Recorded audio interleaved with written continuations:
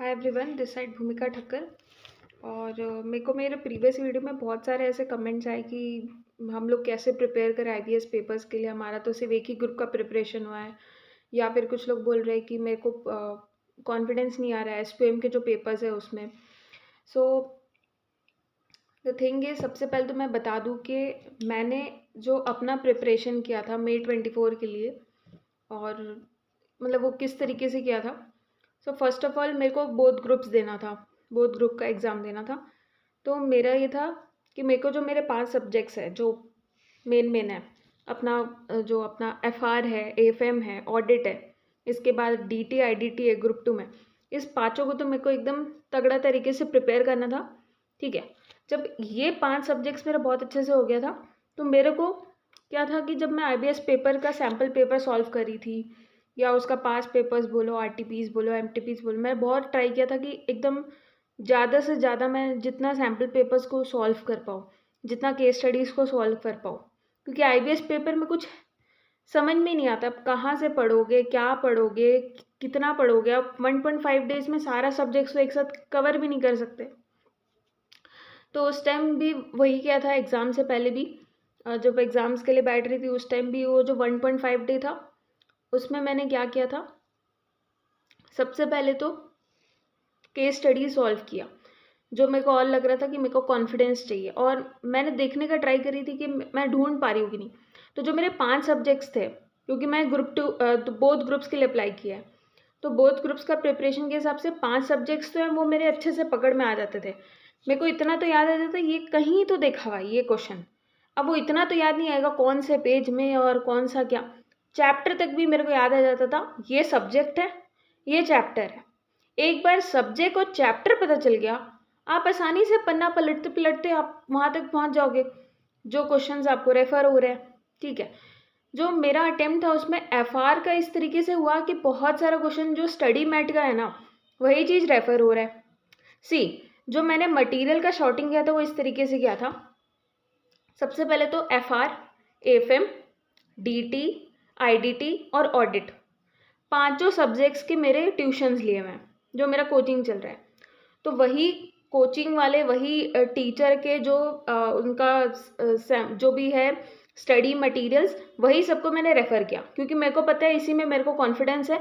यही बुक्स में मैंने वो मतलब हाईलाइट भी किया है, वही बुक्स में वो कलरफुल पन्ने दिख रहे हैं, पेन से मार्क किया हुआ दिख रहा है, तो वहाँ पे ना कॉन्फिडेंस ज़्यादा आने लगता है। ये तो यार ये पढ़ा हुआ जो सब्जेक्ट्स है, ये तो पढ़ा हुआ पेज है। जब आप एकदम नया नया पन्ना खुलते हो ना, तो आपको उतना कॉन्फिडेंस नहीं आता है कि ये ऐसा लगता है सब तो नया नया चीज़ है, हम तो पढ़े ही नहीं है। हालांकि आपने पढ़ा होगा, लेकिन ऐसा लगता है कि पढ़े ही नहीं है। जब आप नए पेजेस को खोलो और एक ऐसा पेज को खोलो जिसमें आपने एकदम खिचड़ी पका दिया है, एकदम मार्क वाक किया हुआ है और हाईलाइट चलाया हुआ है, तो उसका जो फील है वो अलग ही आता है। ठीक है, तो मेरे को कॉन्फिडेंस उसी में था, और मेरे को इतना भी पता था कि जो फैकल्टी है और बाकी आप जिससे भी लेते हो ट्यूशन्स, ये तो होते ही है कि आईसीए के जो भी क्वेश्चंस होते हैं, जो टीवाईक्यू है, इलस्ट्रेशंस है, वो तो वो लोग कवर करते ही करते हैं। ठीक है, तो मेरे को इतना पता था कि इसमें कवरेज है, अच्छा खासा क्वेश्चंस का कवरेज है, बल्कि पास पेपर्स है, एमटीपीज, आरटीपी, सब चीज़ का कवरेज है उस स्टडी मैट पे। तो मैंने वही उठाया, जिससे कॉन्फिडेंस था वही चीज़ मैं लेके गई।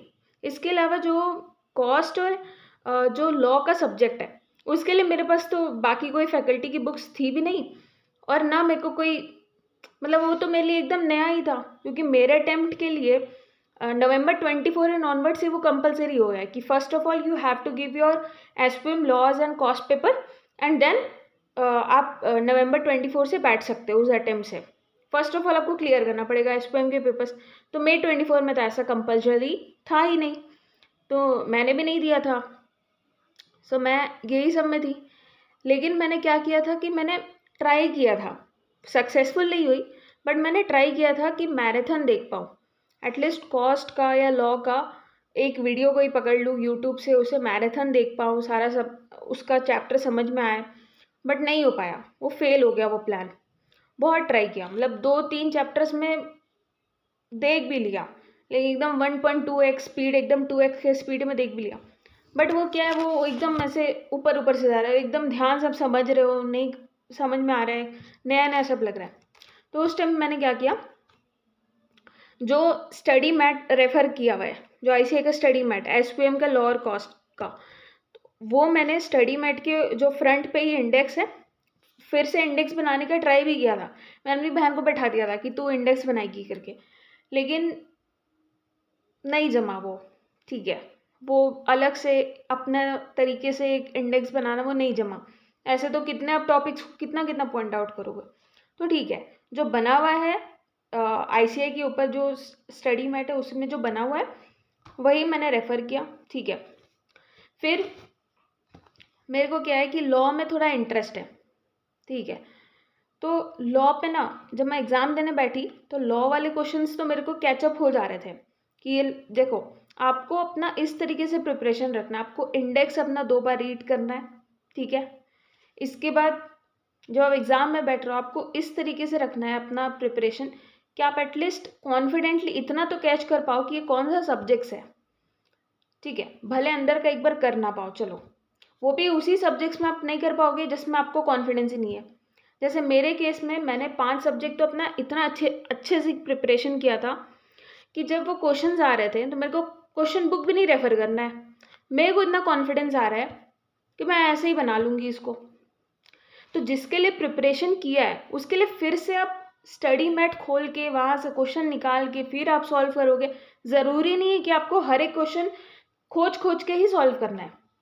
ठीक है, जो सब्जेक्ट्स आपको एकदम अच्छे से आता है, जो जिस सब्जेक्ट के लिए आपने एकदम अच्छे से प्रिपेयर किया है उसके लिए आप डायरेक्टली उसमें जंप करो, डायरेक्टली उस चीज़ को सॉल्व करो।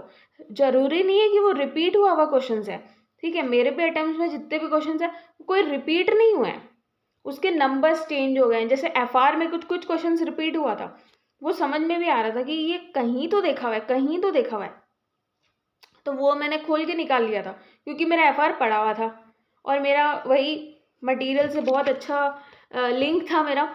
तो मैंने तुरंत खोला उसको और मैंने निकाल लिया कि अच्छा ये तो यहाँ से है, इस तरीके से कैच कर लिया। ठीक है, बट सी, तो इस तरीके से मेरा जो भी है 69 मार्क्स आ गया। सी द थिंग इज, अगर आप सिर्फ ग्रुप 2 के लिए प्रिपेयर कर रहे हो, ठीक है, तो आप अपना DT और IDT एकदम इस तरीके से तगड़ा तरीके से प्रिपेयर करो कि जब आप IBS पेपर में बैठ रहे हो। अब देखो, November 24 से तो आपको SPM का कॉस्ट और लॉ, इसको एक बार तो देखना ही पड़ेगा ना। जब आप SPM के लॉ और कॉस्ट के लिए बैठे थे तब आप क्वेश्चंस तो देखे ही होंगे, MCQs पढ़े होंगे, तो कुछ ना कुछ फैमिलियरिटी तो आ ही गया होगा कि अच्छा ये सब्जेक्ट है, इसमें ये चैप्टर्स है, इसमें ये क्वेश्चंस हैं, कुछ तो फैमिलियरिटी आया ना। तो जब आप IBS में बैठ रहे हो तो अब अपना 2 सब्जेक्ट तो वो तो एकदम तगड़ा है, DT IDT, तो उसके लिए डायरेक्टली जंप करो। बाकी जो है कॉस्ट और लॉ, उसके लिए आपको क्या करना है, आपको इतना तो समझ आ जाएगा कि ये कॉस्ट और लॉ से है, और कुछ कुछ मान लो नहीं भी समझ आया, कॉस्ट और लॉ से इतना तो समझ आ गया। अब चैप्टर्स का नाम आप या तो रिकॉल करके याद करो, या तो फिर आपको इतना तो समझ आने लगेगा कि चलो इंडेक्स में किस पन्ने पे हो सकता है या कौन से चैप्टर्स में हो सकता है। फिर एक बार चैप्टर पता चल गया, आपको टॉपिक ढूंढने में ज़्यादा टाइम नहीं लगेगा। ठीक है, इसके अलावा देखो, सबसे पहले तो अगर आप बोथ ग्रुप्स प्रिपेयर करो तब तो IBS का पेपर देना एकदम रामबाण निकलेगा आपके लिए, तब आप इजीली स्कोर कर लोगे। अगर आप एक ग्रुप है जिसमें आप ग्रुप 2 है तो जैसे मैंने बताया इस तरीके से करो। बाकी जो ग्रुप 1 के सब्जेक्ट्स है, अब इसमें आप फंस जाओगे। लेकिन क्या होता है कि जब आप क्वेश्चंस देख रहे हो उसमें आपको इतना तो क्लिक करेगा ना कि FR का क्वेश्चन है, ये FM का क्वेश्चंस लग रहा है कि उसमें डेरिवेटिव दिख रहा है, फॉरेक्स दिख रहा है। ठीक है, तो इस तरीके से थोड़ा इंडेक्स से आप डीप गो थ्रू करते जाओ, 2 बार पढ़ो, 3 बार पढ़ो, इंडेक्स को एटलीस्ट पढ़ो। तो इंडेक्स पढ़ते आपको इतना तो नॉलेज होने लगेगा कि अच्छा, जैसे FR का कुछ क्वेश्चंस आता है तो मतलब वो FR का है, इतना तो समझ आने लगता है। ये ऑडिट का क्वेश्चन है तो ऑडिट का है, ठीक है, वो है। इसके अलावा क्या है, तो जब आपको ये समझ आ गया कि FR है, ये ऑडिट है, ये आपका जो है FM का क्वेश्चन है, तो आप उसके इंडेक्स को रेफ़र करो, इंडेक्स अच्छा बनाओ।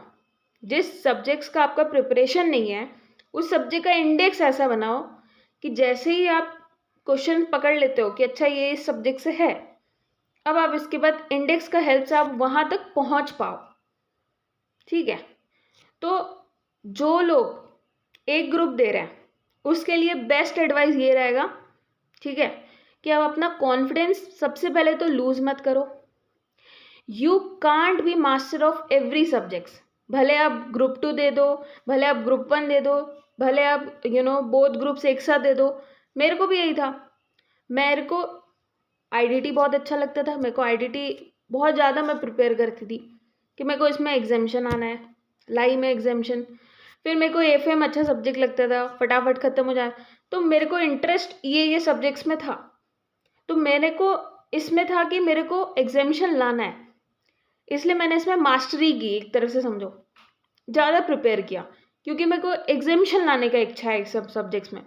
बट कुछ सब्जेक्ट्स ऐसे हैं जो मज़ा नहीं आता है पढ़ने में, लेकिन पास तो होना है। सो यही बात है, आप मास्टर सारे सब्जेक्ट्स में नहीं हो सकते, कुछ सब्जेक्ट्स में होंगे। तो जो सब्जेक्ट्स में हो उस सब्जेक्ट को तो आप आईबीएस में फाड़ दोगे। ठीक है, उसके लिए जब क्वेश्चंस आप अटेंड कर रहे हो आईबीएस के, आपको पता है इस चीज़ का ये आंसर है, मत देखो उसके लिए कंसेप्ट्स, उसके लिए फिर से बुक्स मत खोलो। जब आपको पता है ना उसका क्या आंसर्स है, आपने अपना प्रिपरेशन किया है ना उस सब्जेक्ट्स के लिए पहले भी, बस एकदम कॉन्फिडेंस रखो अपने ऊपर, और वो सब्जेक्ट्स का ना जो आपको पता है ऑलरेडी उसका आप आंसर लिख लो, उसके लिए फिर से बुक्स खोलने का ज़रूरत नहीं है। बट वहीं वैसा सब्जेक्ट्स जहाँ कॉन्फिडेंस नहीं आ रहा है, बट इतना तो समझ आ ही जाएगा ना किसी भी एक नॉर्मल स्टूडेंट को कि ये इस सब्जेक्ट से है, ये सब्जेक्ट का क्वेश्चन है, ये सब्जेक्ट का क्वेश्चन है। चलो एक बार सब्जेक्ट समझ आ गया, चैप्टर नहीं समझ आ रहा, इंडेक्स देख लिए, उसको लास्ट में रख दिए, बाकी क्वेश्चंस पहले कर लिए, उसको लास्ट में रख के फिर इंडेक्स देखना चालू किया, अच्छा ये इस चैप्टर से है, चैप्टर समझ आ गया, अब टॉपिक समझ आ जाएगा, क्यों नहीं होगा। ठीक है, आईबीएस में आपको लाना ही है एग्जामिशन, इतना घबराने से नहीं चलेगा कि ये नहीं हुआ वो नहीं हुआ, एसपीएम के पेपर्स में उतना अच्छे से प्रिपरेशन नहीं हुआ, फिर कोई बोल रहा है हम तो एक ही ग्रुप के लिए प्रिपेयर कर रहे हैं। इतना घबराने से काम नहीं चलेगा। जब आप एक ग्रुप के लिए प्रिपेयर करो, आपके पास तो और गोल्डन अपॉर्चुनिटी है। आप अपना अगर फर्स्ट ग्रुप के लिए प्रिपेयर है तो आपको 3 सब्जेक्ट प्लस एसपीएम लॉ, थोड़ा थोड़ा नॉलेज, भले थोड़ा थोड़ा नॉलेज, क्योंकि आपने एसपीएम के सेट ए सेट बी वाले एग्ज़ाम दिए हैं तभी आप नवंबर में बैठ रहे हो। ठीक है, तो 5 सब्जेक्ट आपका कवर हो गया, 2 सब्जेक्ट चलो बच गया। वो कैसा ही सब्जेक्ट है, डीटी आईटीटी आपको समझ नहीं आएगा, जब आप आईबीएस के पेपर में क्वेश्चन देखोगे आपको समझ नहीं आएगा, अच्छा ये डीटी का क्वेश्चन है इनकम टैक्स एक्ट, अच्छा ये आईटीटी का क्वेश्चन कस्टम एक्ट के हिसाब से है, या सीएसटी लग रहा है, सीएसटी जीएसटी ये सब दिख रहा है आपको, ऑब्वियस है बात है समझ आ जाएगा। जब वो समझ आ गया आपको उसके चैप्टर समझ आ जाएंगे, एक बार इंडेक्स आप देखोगे। तो आपको क्या करना है, अगर आप एक ग्रुप के लिए प्रिपेयर करो तो बाकी सब्जेक्ट्स जो है आपको पढ़ा हुआ नहीं है उसका आपको इंडेक्स तगड़ा बताना है, इंडेक्स इस तरीके का बना लेना है कि मैं क्वेश्चंस के आंसर्स वहाँ पे जाके ढूंढ पाऊंगी। ठीक है, और जो चीज़ किया हुआ है उसके लिए आप बार बार जाके वहाँ पे जब आप एग्ज़ाम दे रहे हो आपको वो बुक्स नहीं छूना है। अगर आपको आंसर आता है आप उसको अटेम्प्ट कीजिए, आगे बढ़िए, अटेम्प्ट कीजिए, आगे बढ़िए। फर्स्ट ऑफ ऑल तो आपको वही सारे केस स्टडीज़ में ध्यान देना है जिसमें आपको वो वाला कवरेज ज़्यादा है जिस सब्जेक्ट्स का आपने प्रिपरेशन अच्छे से किया हुआ है। ठीक है, वो सब्जेक्ट्स को आप एकदम टच कीजिए, सॉरी वो सारे केस स्टडीज़ को आप पहले टच कीजिए, उसको पहले सॉल्व कीजिए। जो नहीं आ रहा है, एकदम ही ब्लैकआउट हो जा रहा है, उस केस स्टडी के क्वेश्चंस के लिए स्पेस छोड़िए, आगे बढ़िए, स्पेस छोड़िए, आगे बढ़िए। लास्ट में आप उसमें ध्यान दीजिए, टाइम लगाइए, अपना इंडेक्स खोलिए। ठीक है, और जब लास्ट में बैठ रहे हो ना कि आपको जो जो नहीं आ रहा है, तो आप क्या करना, जब आप एफआर का सारा पॉइंट आउट तो कर लिए कि एफआर का इतना इतना इतना क्वेश्चंस मेरा बच गया है, अब आप अपना कॉपी लिए, क्वेश्चन लिए, एफआर का जो जो क्वेश्चंस था एक बार में सारा वो सब निपटा लो, तो जो जो स्पेस छोड़ा था एफआर वाले क्वेश्चन तो एटलीस्ट हो गए।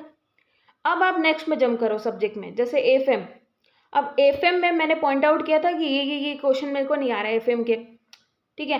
तो अब आप एफएम के लिए फिर से लग जाओ, ये एफएम का ये क्वेश्चन था, अच्छा ये वाले चैप्टर से था, फिर अब एफएम का इंडेक्स लेके बैठ जाओ, एफएम का बुक लेके बैठ जाओ, अपना कॉपी और अपना क्वेश्चन बैंक जो अपना क्वेश्चन पेपर है, तो फिर एफएम का ख़त्म किए। तो इस तरीके से प्रोसीड करो, एक चैप्टर करके, एक सब्जेक्ट्स का जो जो क्वेश्चन टिक किया हुआ है कि ये नहीं आ रहा है, ये नहीं आ रहा है, इसको बाद में देखेंगे, इसको बाद में देखेंगे, वो बाद में प्रिपेयर करो, मतलब वो बाद में क्वेश्चंस को सॉल्व करो। तो इस तरीके से क्या है, ईजिली आप कर पाओगे आईबीएस पेपर, इतना घबराने का ज़रूरत नहीं है।